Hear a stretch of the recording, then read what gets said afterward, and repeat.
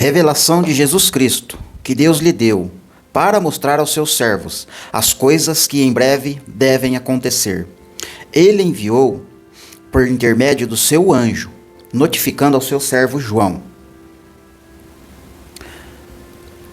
Este testificou a palavra de Deus e o testemunho de Jesus Cristo, e conta tudo o que viu. Bem-aventurado é aquele que lê e aquele que ouve as palavras desta profecia e guardam as coisas nela escritas, pois o tempo está próximo. Vamos dar uma recapitulada aqui nesses 3 versículos. Primeira observação. Logo, a primeira palavra que vem à tona é revelação. É uma revelação de Jesus Cristo que Deus lhe deu. Para qual objetivo? Para mostrar aos seus servos. Quem que é servo de Jesus? As coisas que em breve devem acontecer. Ele a enviou por intermédio do teu anjo, notificando o seu servo João. Então é uma revelação dada de Jesus Cristo para João. E João escreveu para os seus servos. No versículo 2, este testificou a palavra de Deus e o testemunho de Jesus Cristo, quanto a tudo que viu. Então, qual que é a importância aqui, no caso, neste versículo 2? O testemunho.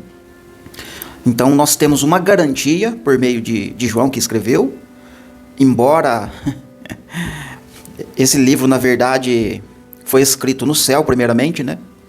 E depois o anjo vai entregar, mais tarde, a gente vai entender isso, que o anjo vai entregar para João, e o João vai ter que comer o livrinho. E o livrinho que João vai comer, nada mais, nada menos, é este livro todo, né? Toda a revelação de Jesus Cristo que ele deu para João, para notificar e atestar os seus servos, que no caso é toda a igreja. Então vamos lá para o versículo de número 2, né? Melhor, o 3. Bem-aventurado é aquele que lê, e aqueles que ouvem as palavras desta profecia e guardam as coisas que nela estão escritas, pois o tempo está próximo.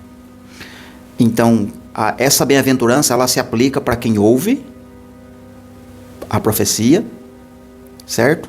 Para quem ouve, para quem lê e para quem guarda, certo? Vamos ver essa palavra aqui, guardar. O que é guardar?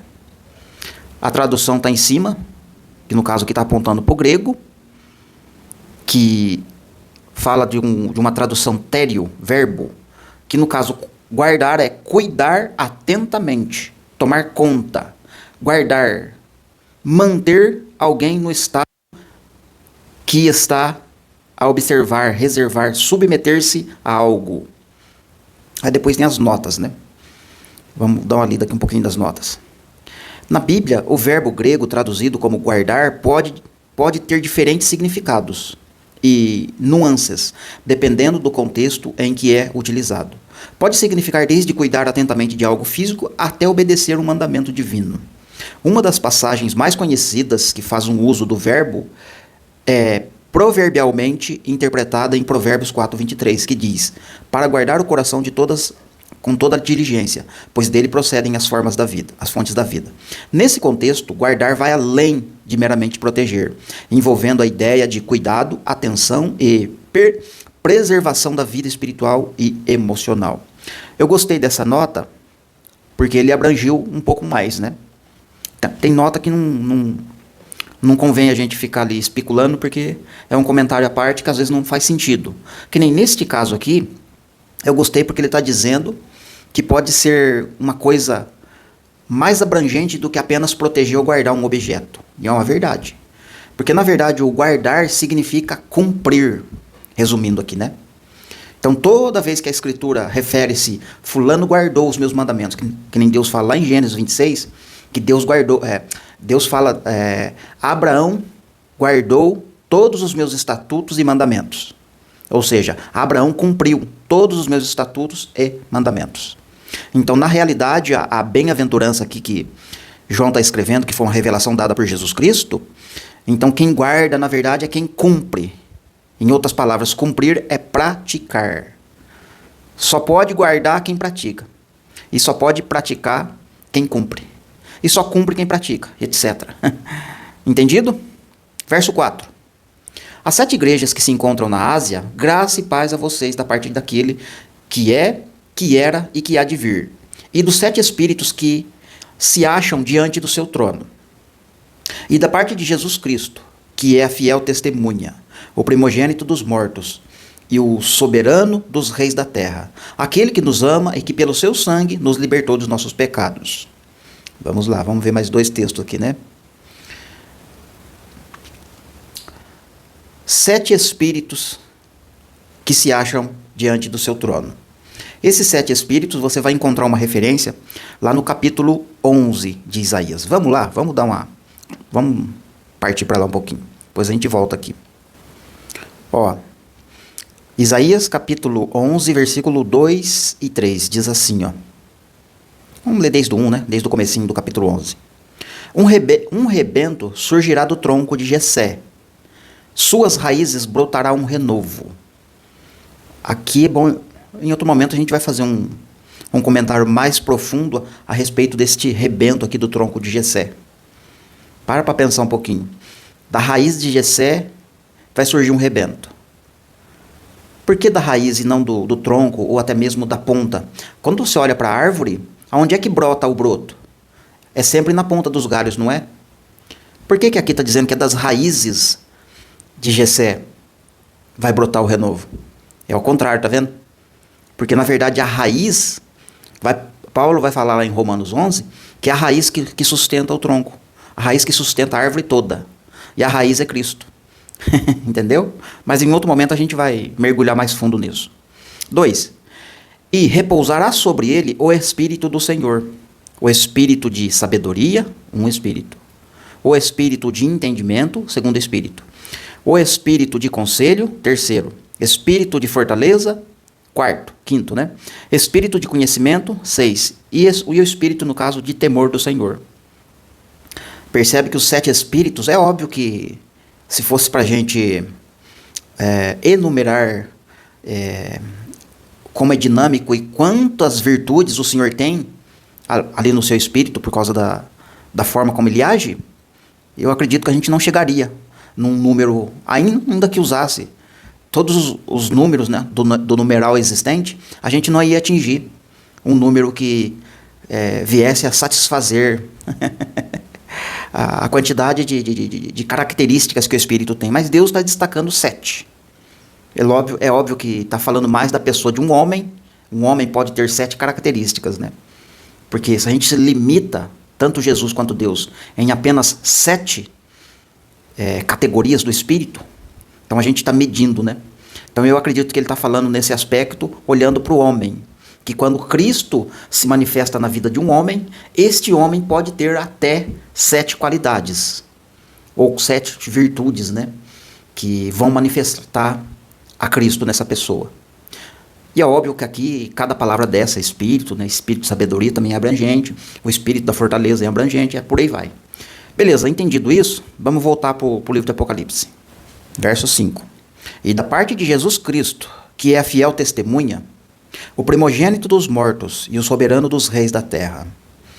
Veja que Cristo, ele é a fiel testemunha, porque existe falsa testemunha, né? Por isso, Cristo é a verdadeira testemunha. Inclusive, Deus fala nos profetas que quando chegasse a época de Jesus Cristo, ele seria testemunha veloz contra os feiticeiros, contra os adúlteros, contra os malfeitores que contrariam a obra de Deus.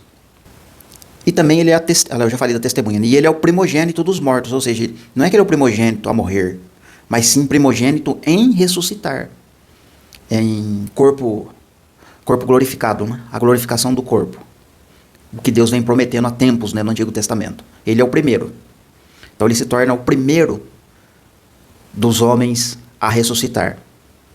Logo mais tarde a igreja vai ressuscitar desta mesma forma, mas ele é o primogênito dos mortos. E soberano dos reis da terra.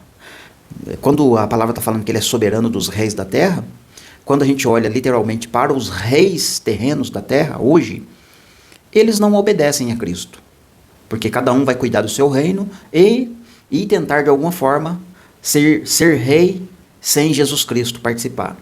Isto é, eles querem reinar através do poder deles, ou do braço deles. Então é uma referência que Jesus Cristo é o soberano dos reis, mas a partir de quando ele voltar. Porque ele vai reger todas as nações, e todos os reis vão ter que obedecer à soberania de Cristo. Mas hoje essa soberania não é respeitada, pelo contrário, né? Ela é menosprezada. E que nos ama e que pelo teu sangue libertou dos nossos pecados. Verso 6. E nos constituiu reino e sacerdote para Deus seu Pai.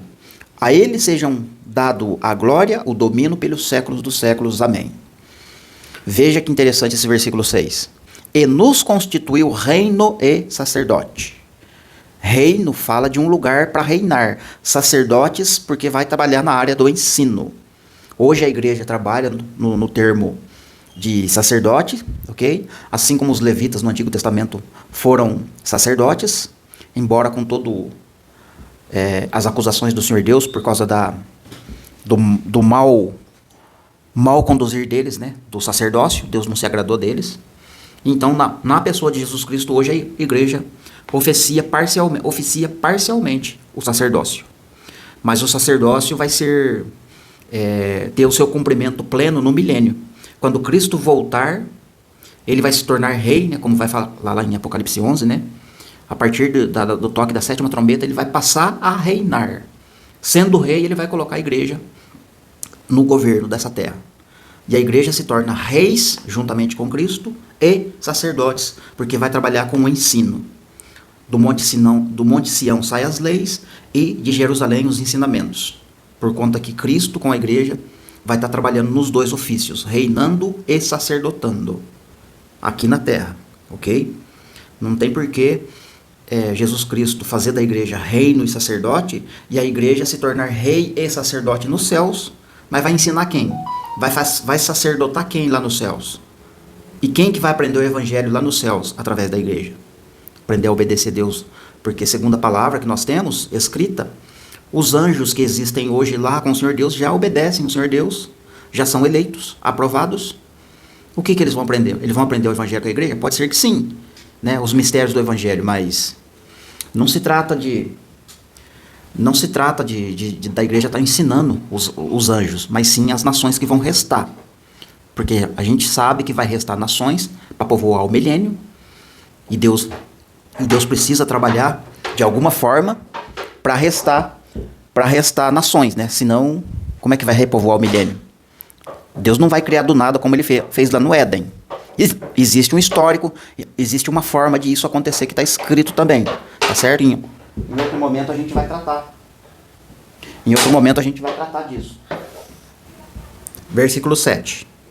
Eis que ele vem com as nuvens, e todo olho o verá, até mesmo aquele que os transpassaram, e todas as tribos da terra se lamentarão sobre ele.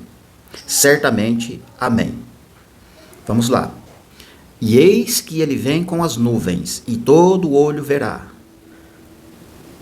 Então aqui não tem como ele vir secretamente, tá certo? Ele vem com as nuvens e todo olho. Se é todo olho, não é só a igreja. Todo mundo vai vir, até porque é uma vinda gloriosa, né? Não tem jeito dele vir secretamente. Até mesmo aqueles que o transpassaram com a lança. Então aqui já fala do contexto da época em que ele foi crucificado. Então, de alguma forma, eles vão ver a vinda. Aí isso já é um mistério que precisa de um outro vídeo à parte para a gente se aprofundar melhor, que envolve outras questões, para a gente absorver um entendimento mais sólido, mais concreto, mais abrangente, que vai envolver muitos textos dos profetas, para a gente pegar uma compreensão melhor, né? Não dá aqui para falar em poucos minutos a respeito desse ponto. Mas isso não significa que a gente não vai falar. Na verdade, já tem aqui no canal, né? Explicações a respeito disso, mas eu quero gravar novamente, porque eu já tenho acréscimos em cima do ponto. Até mesmo aqueles que o transpassaram com a lança. E todas as tribos da terra se lamentarão sobre ele. É interessante, né? Por que as tribos vão se lamentar? É justamente porque vão chorar. Vão lamentar porque vão se arrepender de não ter dado crédito. Ou seja, vão lamentar num momento não muito bom, né? O correto seria lamentar hoje.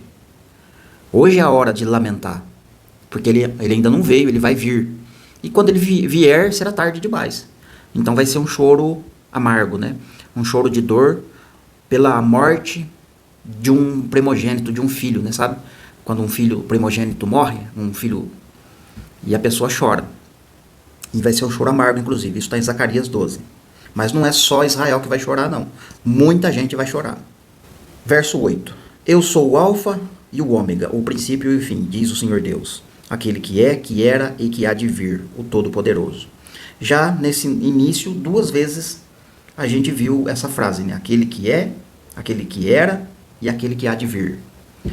E mais outras vezes vão se repetir quando você está lendo sequencialmente o livro do Apocalipse. Mas quando você vai chegar lá no capítulo 11, por volta do versículo 15, 16, 17, ou um pouquinho antes, por ali, você vai ver que aí vai estar escrito, aquele que era e que é, não mais há de vir, porque ali ele já veio. Você consegue encontrar uma linha do tempo. Quando é que Jesus vem? Versículo 9. Eu, João, que sou vosso irmão e companheiro na tribulação, no reino e na perseverança em Jesus Cristo, achei-me na ilha, chamada Patmos, por causa da palavra de Deus e do testemunho de Jesus. Veja que o testemunho que Jesus deu lá no início para ele, é óbvio que abrange todo o livro do Apocalipse, mais o que ele viveu com Jesus, entre outras coisas. Então, o testemunho de Jesus fez com que ele se achasse na ilha de Patmos, mas ele foi levado lá como se fosse um cativeiro. Vamos ler novamente. Eu, João, que sou vosso irmão e companheiro na tribulação, no reino e na perseverança de Jesus Cristo, achei-me na ilha de Patmos, por causa da palavra de Deus e do testemunho de Jesus. O que ele estava fazendo lá? Foi para cativeiro, por causa da palavra e por causa do testemunho de Jesus. Você vai ver que essa palavra e testemunho de Jesus vai estar lá em Apocalipse 11 também, as 2 testemunhas, né? Quando as 2 testemunhas terminarem o testemunho que elas devem dar, a besta que surge do abismo fará guerras contra ela e as vencerá. Versículo 10. Estava em espírito no dia do Senhor, e eu ouvi, por detrás de mim, uma como grande voz de trombeta. João, escreve o que você vê em um livro e mande às 7 igrejas que estão na Ásia: Éfeso, Esmirna, Pérgamo, Tiatira, Sardes, Filadélfia e Laodiceia. E voltei-me para ver quem é que falava comigo. E ao me voltar, vi 7 candeeiros de ouro. Veja que interessante esse versículo 12. E voltei-me para ver quem é que falava comigo. E ao me voltar, vi 7 candeeiros de ouro. Ou seja, ele viu um candeeiro com 7 tochas, com 7 lâmpadas. Então ele viu 7 braços do candelabro. E no meio dos 7 candeeiros havia alguém semelhante ao Filho do Homem, vestido com uma túnica longa, cingido ao peito, com um cinto de ouro. Então veja que Jesus estava andando no meio do candelabro, ou candeeiro, candelabro. E a sua cabeça eram de cabelos brancos como a alva lã, como a neve, e os seus olhos eram como tochas de fogo. E seus pés eram semelhantes ao bronze polido, como se tivessem sido refinados numa fornalha. E a sua voz era como muitas águas. Então são muitas informações que João recebeu, muitas revelações, que a gente tem que ler com atenção e ir observando na leitura, e não se esquecer de algumas informações que é falado num verso, e depois no outro verso ele vai acrescentando. Dá uma observada para vocês verem uma coisa aqui, ó. E voltei-me para ver quem é que falava comigo. E eu vi 7 candeeiros de ouro. Isto é, ele viu o candelabro. Quando ele viu o candelabro, ele observou melhor e viu Jesus no meio do candelabro. E aí Jesus começou a falar com ele através do candelabro, certo?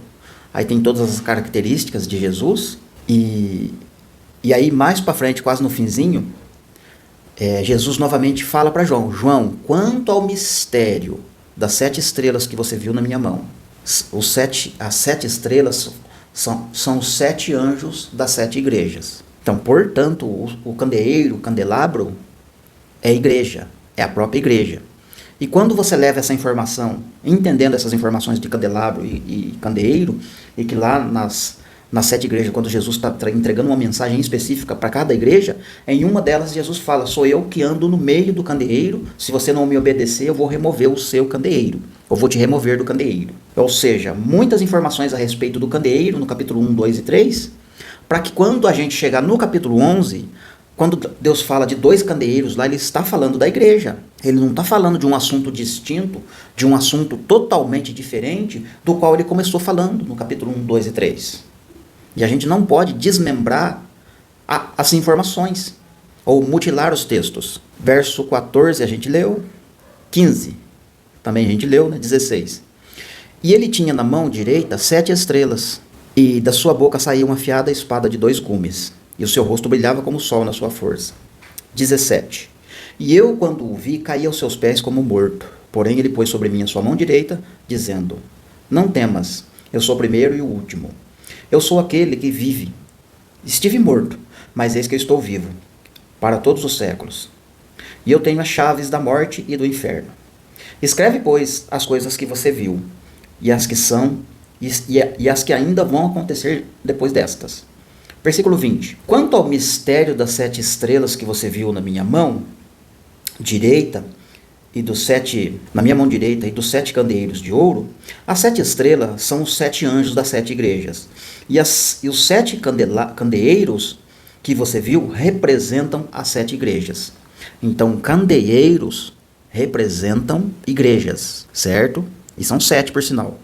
Por isso que no capítulo 2, 3, ele vai falar com essas 7 igrejas, através da mensagem escrita por João. E essas 7 igrejas, algumas delas vão sofrer e outras vão, como é que se diz, vão ser reprovadas, outras vão sair vencedoras, outras, eu digo pessoas, né, que pertencem a essas igrejas aí.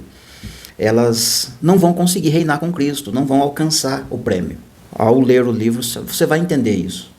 Para que quando a gente chegar lá no capítulo 11, e a gente vai chegar lá, você vai compreender perfeitamente uma linha do tempo e o que está acontecendo do capítulo 1 até chegar ao capítulo 11.